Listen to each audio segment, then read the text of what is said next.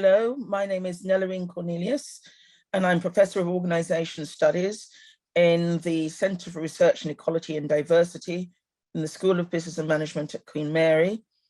In addition to my role at Queen Mary, I have a number of other roles, but perhaps the one that's most important for this particular session is that I'm Vice President of the Chartered Institute of Personnel Development. So I have oversight of issues relating to members and qualifications.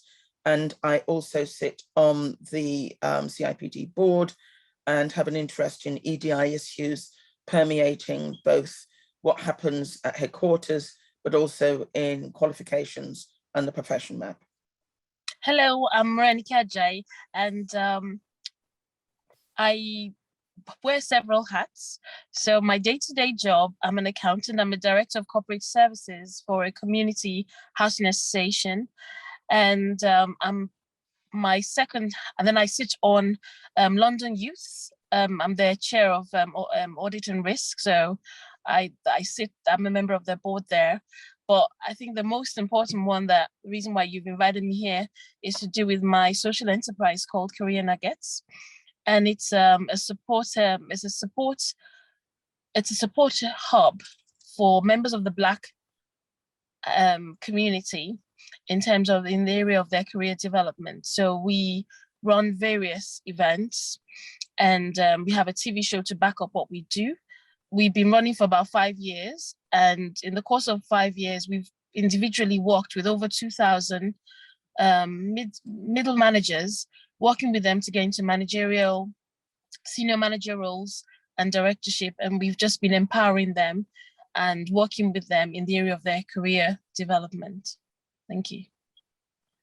Gosh, fantastic. Well, I'm Anne Lim, and like the other two formidable women who've just introduced themselves, I could wear, by virtue of my age, if nothing else, a number of hats. But my principal hat here today is as the incoming chair of the City and Guilds, as someone who has worked professionally in my full-time career in learning and skills and in education all my life. I've been a passionate supporter of the City and Guilds, and I've led a couple of FE colleges as well en route, as well as worked in the civil service, running a major set of IT programs, including Learn Direct.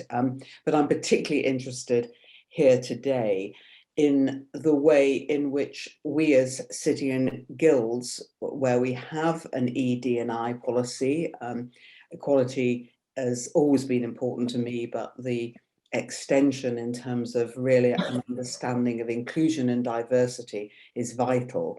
And I think City and Guilds have this in our governance and our leadership and our policy, but the words aren't enough. And this really is about us trying to learn and do things better and different so that we can put that I&D really into practice in our culture and in all that we do. So that's what interests me.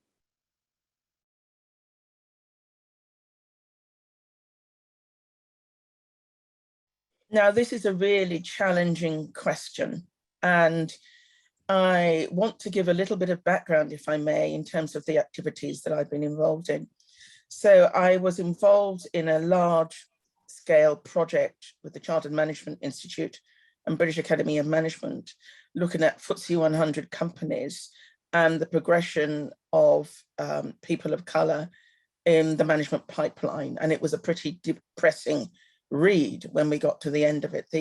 The actual report is published and available on the Chartered Management Institute website. It's called Delivering Diversity. What we actually found was that companies fell into 3 categories.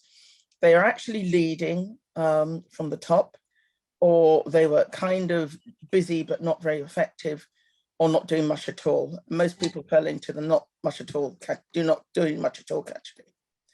Another piece of work that I did was a floor to board review. And that was important because it was looking at systems, human resource information systems, the HR practices in the line in the professional services, but importantly, the lived experience from those who are working in more modest jobs, such as cleaners and front desk workers, through to the senior leadership team. And it was damning. There was no compliance with the Equalities Act of 2010 at all. Now, to be fair to that organization, they underwent a complete change. Senior leadership team was completely overhauled. They overhauled their HR practices and so on. But what's interesting is that it took a fairly major event, if you like, a seismic event, to actually create the change. And I think the Black Lives Matter movement was a seismic event. So I would say up to 2019, I'd had the odd invitation to join boards, to actually speak, etc. But last year it went mad. Everybody wanted to know what I thought about the Black experience in work organizations. So the Times Higher, The Guardian, Vogue of all people, I have no interest in fashion fundamentally, wanted to know what I thought. So there was something that changed, and I think the thing that changed was an awareness of what had not been done. And I think that was a really important moment.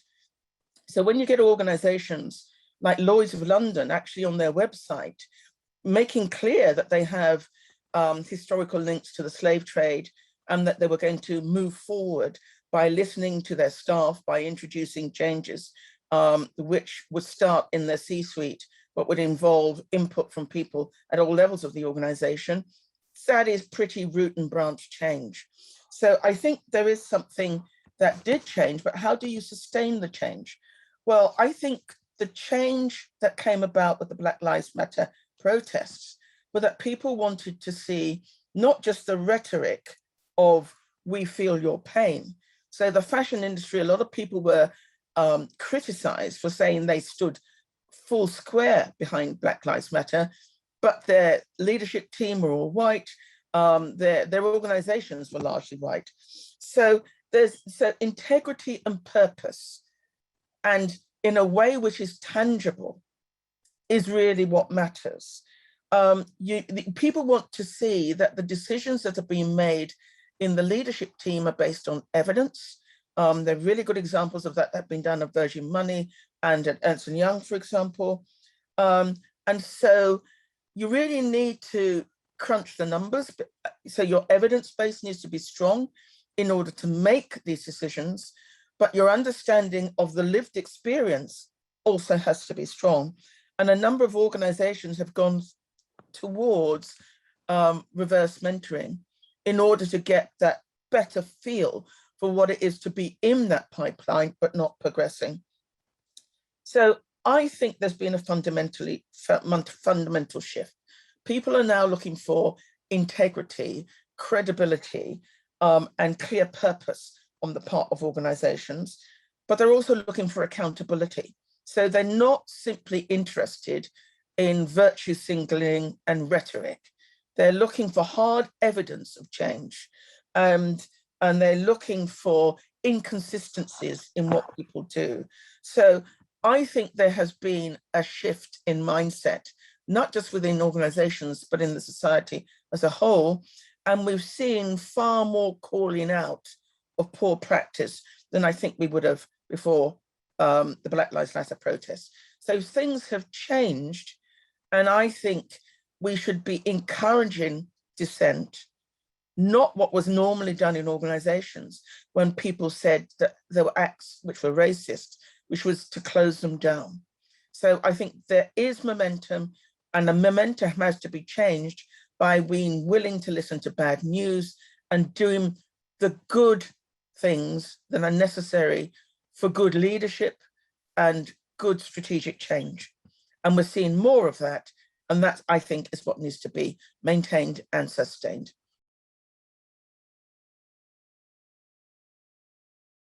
A little bit background in terms of career nuggets. So we're all working, and at the time when we started, a lot of people were in managerial roles, but towards the lower end, not middle management or senior management, and would go forward for senior roles, but always knocked back or even not shortlisted or overlooked. So we came together, and that meant it was very demoralizing for quite a lot of people, the people that I serve and the people and myself. And what we realized is that if we want to change, we've got to be in there and speak out and get the leadership to listen and be involved and be willing to embrace the change and make something has to change. So you can't keep on, if you're looking for a particular fish and you're fishing in the same pond, you'll get the same result. Something has to change. And that's why we pulled ourselves together and found out what can we do to empower ourselves? What do we need to do to be not only included, but being given a seat at the table where decisions are being made? And how do we, so it's a two-edged sword. So we realized that we also needed to broaden our network. So a lot of us, stayed within the Black community, and we didn't really network outside that, just to understand what is expected and find out where the opportunities were. And sometimes some of us found out that we would discount ourselves and think there's no point going for those roles because we wouldn't be considered anyway. So those sort of things we needed to change. So good leadership for me is a leadership that encourages people to put themselves forward, creates those opportunities, and makes those opportunities available for all. For Black Lives message to continue, leaderships need to be more involved and actively wanting to see the change, not lip service, but putting the right things in place to facilitate opportunities for all. And it's not just for Black people, it's for everyone. The opportunities should not be just put aside for a certain group of people, but everybody should be able to access it. And if there's anything that needs to put in place that might be a hindrance for someone to access those positions, get those roles, get those access to those opportunities, that sort of opportunity should be presented to all. So you find out that leaders are now putting in training courses. I run an academy accredited by the Institute of Leadership Management, which is part of City and Guilds, and people are coming in and we're talking practical things. So what it is two things: listen, leadership, a good leadership at this time needs to listen, needs to be willing to embrace the change and put practical things in place and make themselves accessible to others, to learn from them, to be able to ask questions and respond accordingly.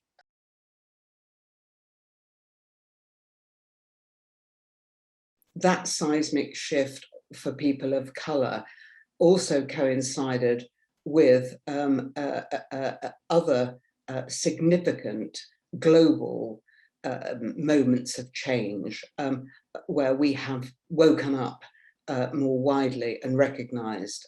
They all begin with C for me. There's people of colour, there's climate change, and of course there's COVID. And there's something therefore about the coincidence of all of that transformation that is actually energising and positive, and nobody can, if you are a world leader or if you are a leader in an organisation at whatever level, you cannot hide from all three of those now.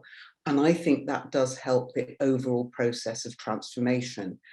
That said, my normally completely optimistic, forward-looking view of life is tempered somewhat, because I think that what can happen, and we have seen this, is that it also triggers a complete psychological split in individuals and in organizations.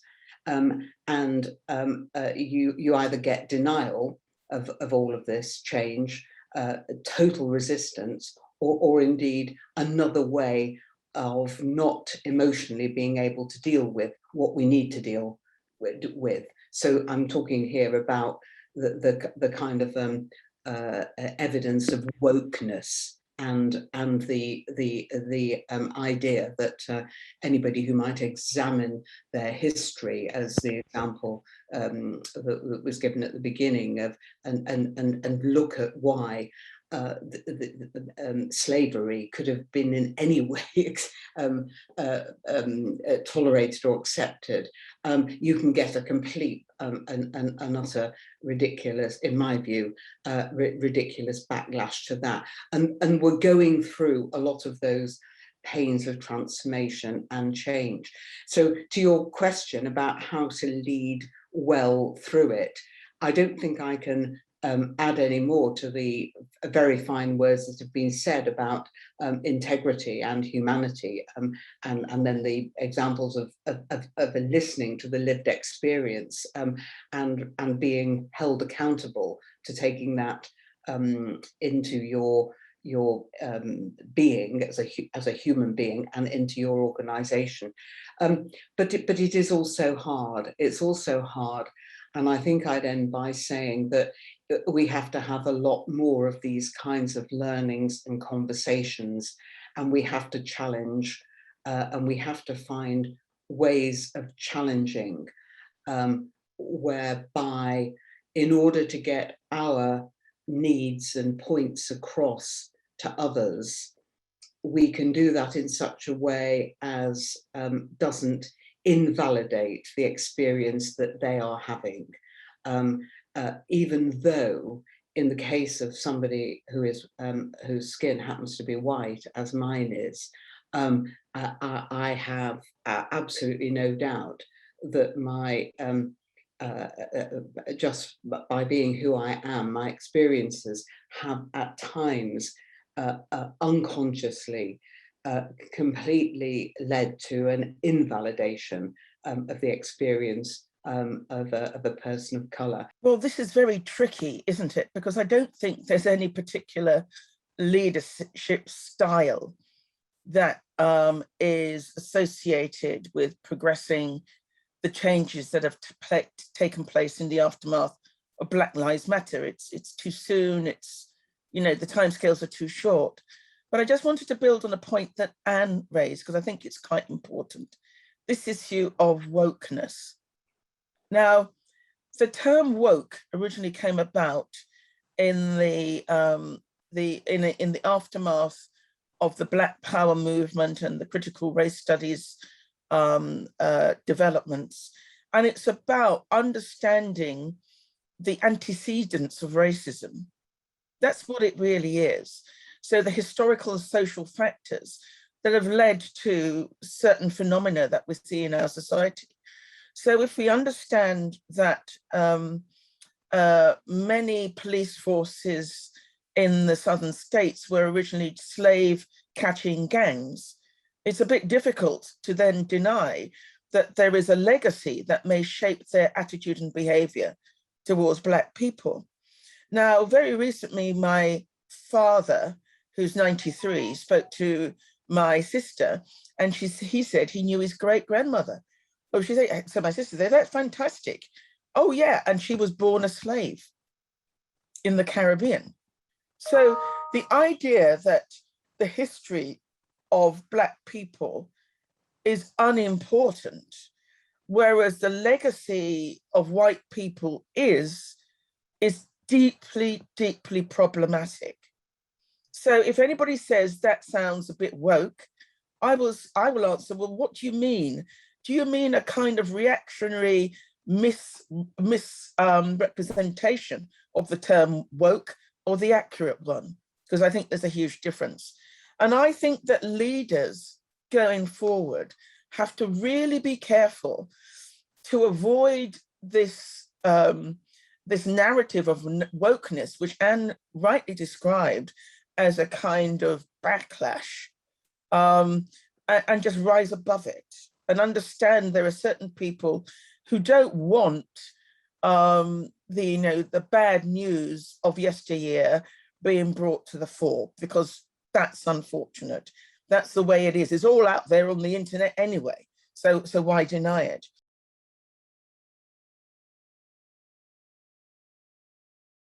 Now, in the academic world, there is this distinction between management and leadership. And management is about the organization of things, the structuring of things. And leadership is about followership, and it's a more inspirational process, but that inspirational process has with it a kind of ethical core. And the research would suggest that doing EDI without ethics doesn't work. So you need both. So I think you need leaders who understand the ethical importance of EDI to their leadership practice. Now, you might think that's a bit of a weird demand, but I'll take you back to a teaching session that I undertook at McGill University when I was over there on a visiting fellowship in Canada. And I was asked to teach the MBA students to do their session on EDI and leadership. And they said, good luck, they never listen. So I thought, well, I think they will if you start the right way. Now, the man of the moment for me at that time was Amartya Sen. Now, Amartya Sen is a Nobel Prize winner who developed his thinking during the partition in India. That's where the trigger was. And he argued that everybody really wants their children to have a better life than they did. You know, it doesn't matter, which country it's in, what race they are, what faith they are. They want their children to have a better life than they do, even if you're wealthy. You know, you want, as a woman, your daughters to be able to work and be professionals and so on, if that simply wasn't possible.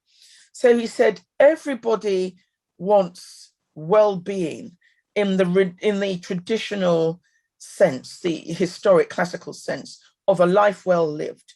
And they want to be able to give voice to that and value it.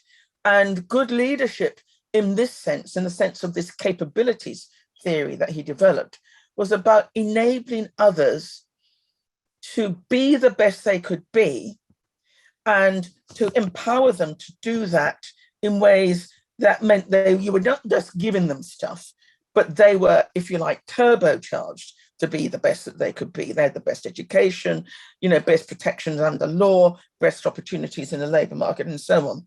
And you know what? These cynical MBA students all got it. So I don't think it's about how you position the requirements. And it doesn't matter whether you're a spreadsheet, geek, or you want to lead from the front, or you need you need a range of leadership styles. The most important thing is they all have this ethical core and this focus on behaving decently. And that ethical core has to be embedded in how individuals are assessed and the governance structures. The final thing I would want to say is there's a brilliant piece of work that was done by James Billane. He's Irish, he's at Northeastern University in America, in the USA, but he was looking at sync schools. So why is it that some schools could be turned around by head teachers and others couldn't? And he said the problem with leadership is there was too much of a focus on style and leadership characteristics. Leadership for him was a practice. It was what actually people did. That was the first thing, and that was a real insight. What is it that people actually do that change the lives of others? The teachers, the students, their parents. The second thing he said was that leadership is distributed. And what I learned from Birmingham is that many of the problems of leadership are different depending on which level of the organization you focus on. So many of those in the middle were worried about the very well qualified and very articulate Black and Asian graduates jumping over them, so they blocked their paths. And those at the top got to the top without having to worry about people who were of color. So it's not the same, So even if this, so I don't think the issue of leadership style is helpful. I think styles work. There are lots of different styles. I've had people who are really, they're detailed people, and other people who don't care about detail, and other people who want to lead from the front, and other people who want to lead more collectively. And they've all done a brilliant job in terms of advancing the work of Black people in their organizations. So I think the style issue is a bit misleading. I think it's about moral commitment. It's seeing that leading in this moral way is, as the ancient Greeks would, or in an Aristotelian way, would see as a virtue. It's what it is to be a decent leader, not to ignore things that are awkward. You engage with them and you address them. So I think style doesn't matter. I think it's about your ethical purpose, your governance structure, and your willingness to look at the leadership structure of your organization from the supervisor level to the top and identify what's wrong from a moral and charismatic element at all those levels, because there'll be different demands at each of those levels. I would just say the sort of style that is needed in a time like this is an inclusive one, a flexible one, and an adaptable one that would recognize the needs, the demands, and listen and what people are really wanting, and be willing to adapt accordingly to put the right structure in place. And like you rightly said in your distinction between being a manager and a leader is directing and being inspirational in terms of people look up to, a role model that people are looking up to and following.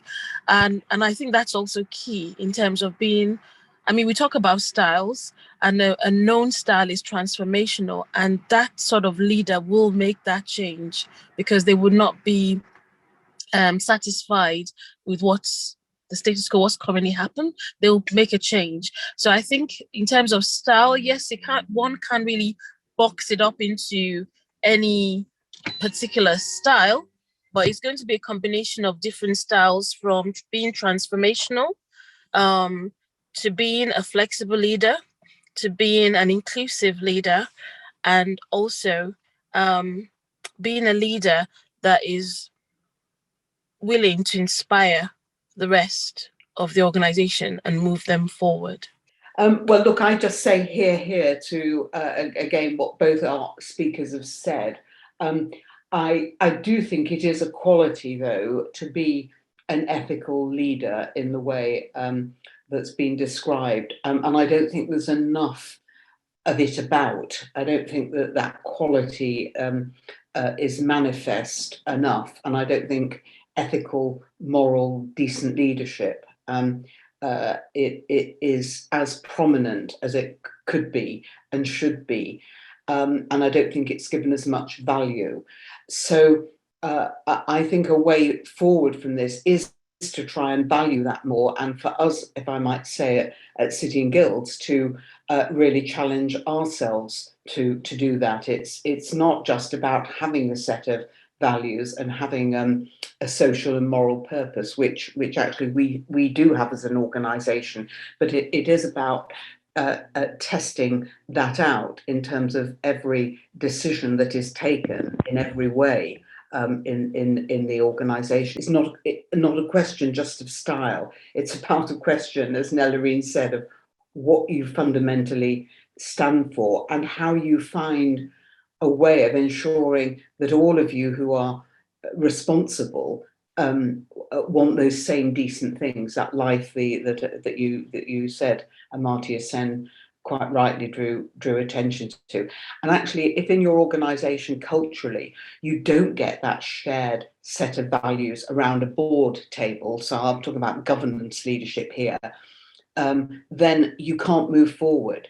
And if I have a trustee going forward, this is now, and I take up the chair next week after next, I can tell you I will appropriately be having that difficult conversation with them if their values are not in tune and their behaviour does not reflect the values that we say we espouse, because you cannot lead effectively unless you do have that sense of shared purpose and value.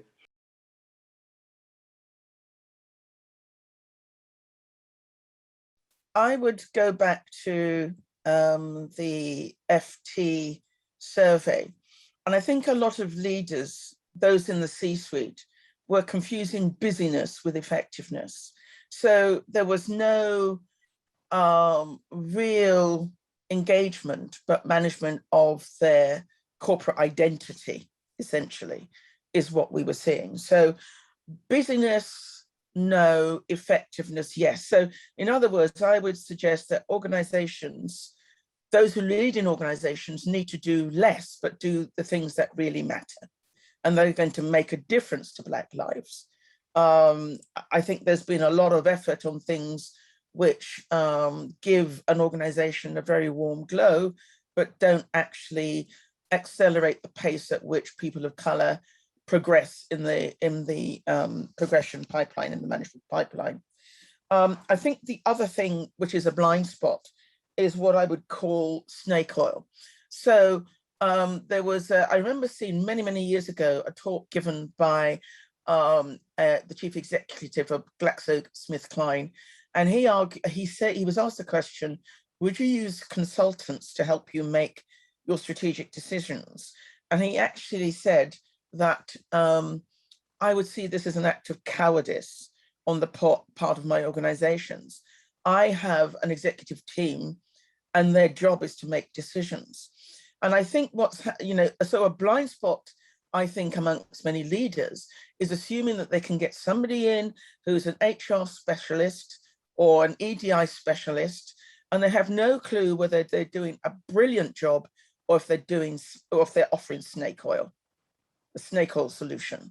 So they need to be as au fait with what is necessary to create change around equality, diversity, and inclusion and the lives of Black people in the organization as anybody else in the organization. They wouldn't basically hand over responsibility, their chief executive roles to somebody else for anything else. So they need to take responsibility, and it needs to be visible and clear that they're taking responsibility. And I'll just add to that in terms of a blind spot is speaking for, as a Black woman myself, is when we're addressing Black Lives Matters, it's not about a quota system. And I think it's a blind spot when people just look at an organization and say, oh, there's no Black person here, let's just put one here.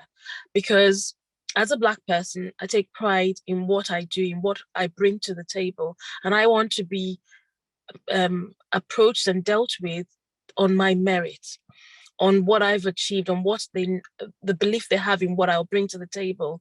And I think that's different. So as people are putting different proactive things together and releasing statistics, I don't want to be seen as part of the statistics.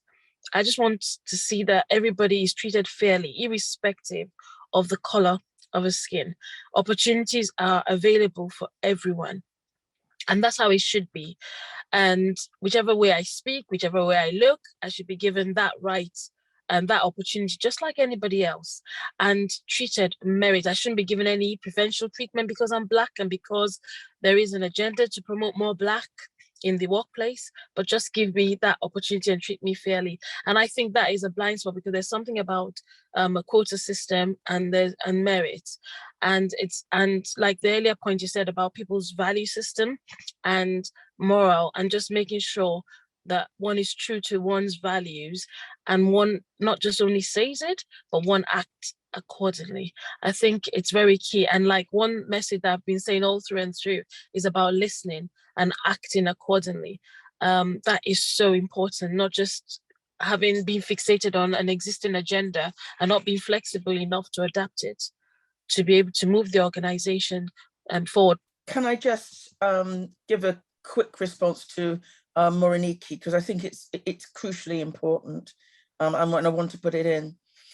When I came to Queen Mary, there are a lot of people of color, of women, who were stuck at the bottom of the pipeline of progression. And I looked at their qualifications and I was very clear that there was no reason for them to be there. So we ran briefing sessions. I went through every one of their applications.